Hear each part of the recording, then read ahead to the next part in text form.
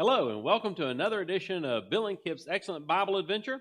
I'm Bill Brunson, and this is Kipp McClurg, and we're two of the pastors here at Vestavia Hills Methodist Church. And it's been our joy to keep going through the Gospel of John, and this week we're in the 20th chapter. We have moved our way from the start of Jesus' ministry through the heart of Jesus' ministry to the crucifixion and the power of that moment.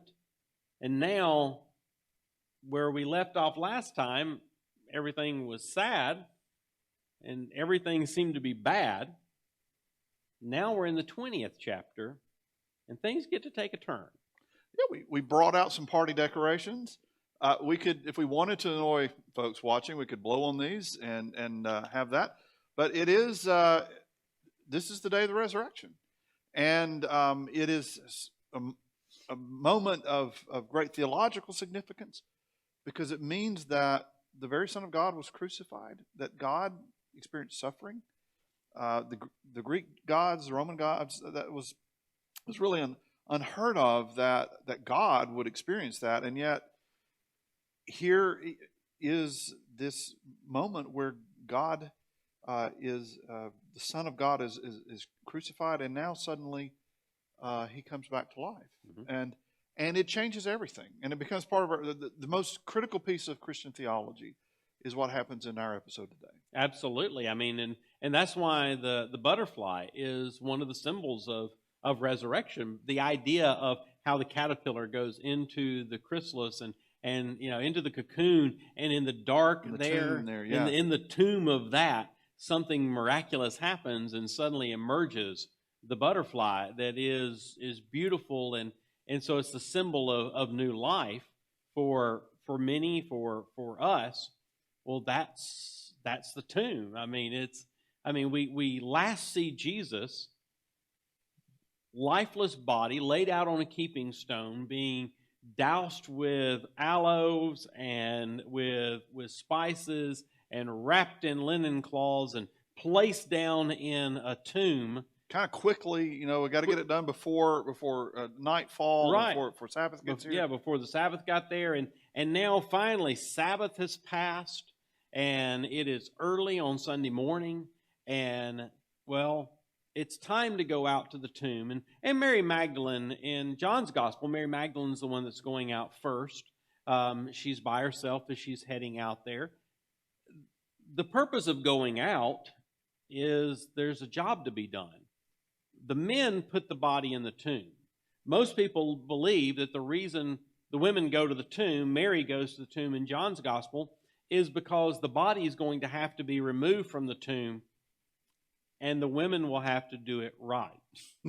They will have to, like those kind of, the idea that you call someone to come in to fix what your husband tried to fix. Right. Kind of thing. Well, the women who know how to prepare a body for burial are the ones that will come. You see, they had to do it the right way because in a year, they're supposed to go back to the tomb, open the tomb again, remove the bones of the person, and place them in, clean them, and then place them in an ossuary, a bone box, to set back in the tomb. That's how these tombs would be used by generations. And so Joseph of Arimathea's tomb was a brand new tomb. No ossuary is in there yet. But they know that they need to prepare the body right so that it's ready in a year to put into the bones in the ossuary and the ossuary in the back. And Mary's going out there to do this. And it has to be hard to think about. First, to think about that someone she knew and loved was dead. But now to go out and have to remove that body out and to unwrap it and to fix it and then to drag it back in, it just has to be, every step she's taking has to be harder and harder to take, going out to that tomb. And she gets there, and the stone's not there. And she's not sure what's going on. It's what's happened. Jesus shows up, and she thinks he's the gardener, and where's he gone? What have you done with him? And it doesn't really dawn on her who it is. And then Jesus begins to speak. Right. Calls her by name. And that's all it's taken. I mean, it's all it takes is to see him. And of course, we know that before he appears to her, she's gone and told Peter and John, and they've come out and looked, and they've gone back, and they don't know what's happened to him. But Mary now has a secret. She knows that Jesus is risen. She knows that he's alive. And so he tells her to go and tell the others so that they can all be ready, because the world has just changed forever. Yeah. And he's about to show up, and they're not going to know exactly what to do with it. That's right. And so that's what happens is he shows up to the disciples, and it says that they were behind locked doors, which we can understand. I mean, Jesus was crucified as an enemy of the state, essentially, and certainly an enemy of the Jewish leaders. Mm-hmm. And so they were now fearful of what Jesus had said about, hey, they hate me, they're going to hate you too. That's right. He's giving them warning. What they're going to do, what they do to me, they could do worse to you. Right. And well, who wants worse than crucifixion? Yeah, what could be worse than what we just saw? I know. And so they're in this locked area, and then Jesus shows up. And I always this in the angels. It's always one of parts of my favorite parts of Scripture, when the angels show up to the shepherds and say, "Don't be afraid." You're out in the middle of a field by yourself, mostly young kids tending sheep, and this very scary looking bright figure shows up and says, "Hey, don't be afraid. Don't be afraid. It's no big deal." Jesus shows up dead, but he's not, and he says, "Peace be with you." And I don't know if I'd have felt a lot of peace in that moment. It didn't feel peaceful to me either. And the disciples are just sort of staring. I mean, they don't really know what to do with that. Mm. And then it happens again. It says that a couple of days go by.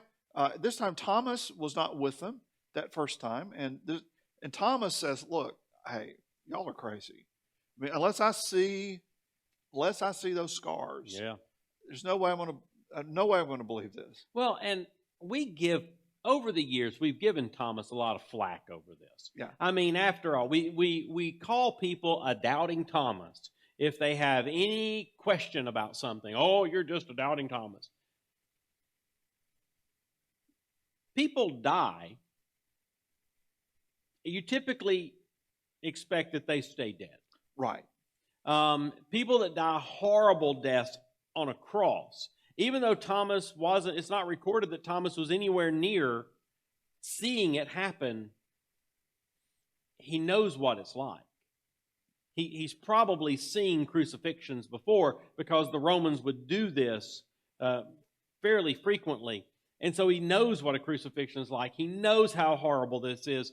John was there, probably told the story of it from moment by moment, blow by blow. And so Thomas, when he hears them say, "Thomas, the Lord was here, Jesus appeared, he's not dead, he's alive again," Thomas has to be thinking either they're crazy or this is absolutely too good to be true. Mm-hmm. So unless I see what you've seen, is pretty much what he's saying. He's not asking. I know that he eventually says, "Unless I can put my finger there." Yeah. And in the nail holes and all that. But he's pretty well just asking, unless I see it like you see it, unless I see it evidence with my own eyes here, I can't wrap my head around this. I can't let myself believe this. And we do give him a hard time about doubting, and we often. I grew up where doubt was the enemy of being a follower of Jesus. Right. And but then as I continue to grow and experience life and difficulties in life that challenged my faith, doubts arose, and I'll never forget when I I came across this line, and I have no idea where I came across it, but it said, if it weren't for doubt, there would be no need for faith. Hmm. If everything were so clear and so provable, and it was locked in a test tube with data, that doesn't require faith. Right. Faith is when you're hoping, when there's an evidence, but it's not all there yet, and you're anticipating the outcome, but there's always going to be some element of doubt if you're truly going to have faith. Mm-hmm. Otherwise, well, there's no leap necessary. Right. It's just a fact, and so we give doubting Thomas a hard time, but really he's probably more reflective of what a healthy faith looks like. To say, I've got to work through this struggle on my own, and if I do, I'll believe. But I'm not going to take the shortcut and just go, okay, yeah, it's whatever you say. Mm-hmm. That'll work for me.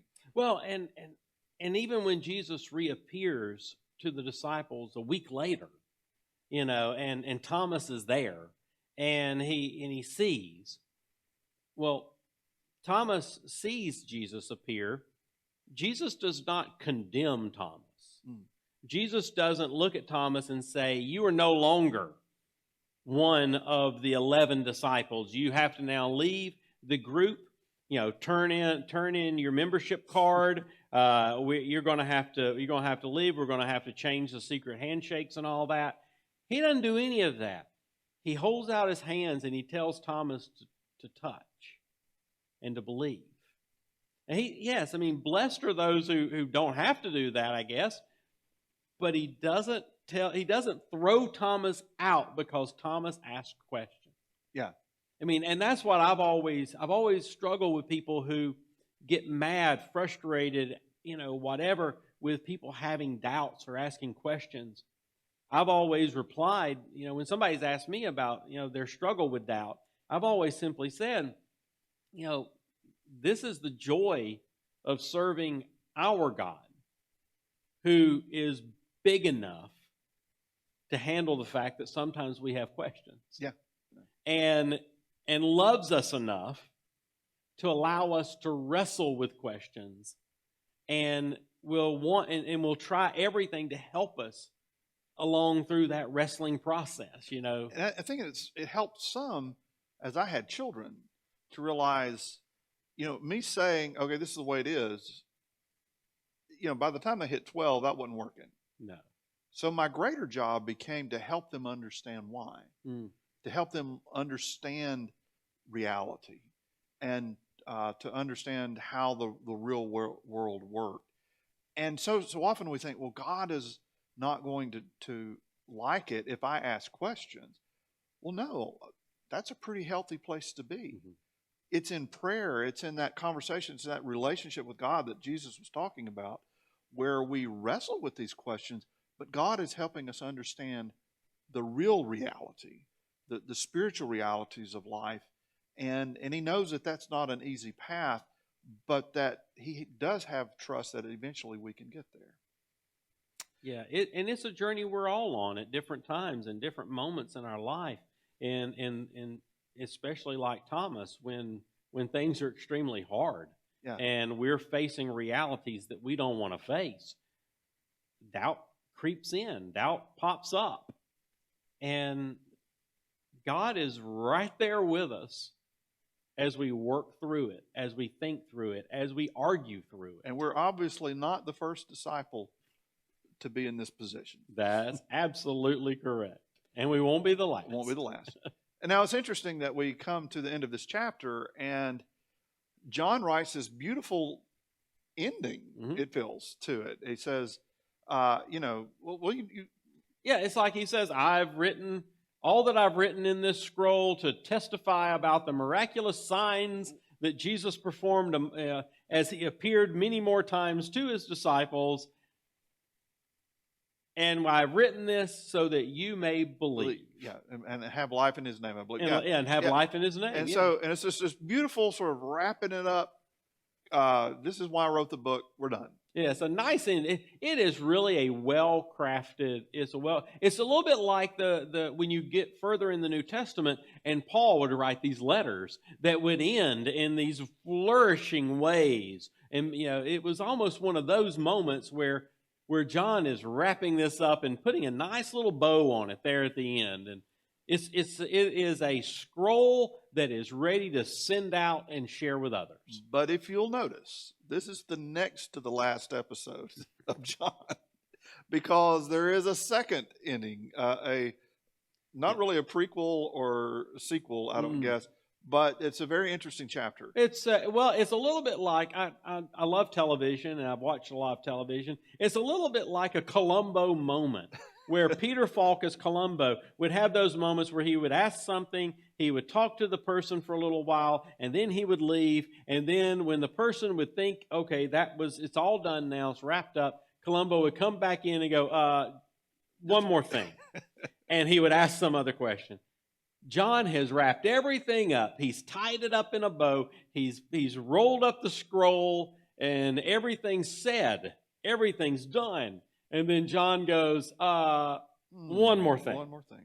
So, next time, we'll figure out that one more thing.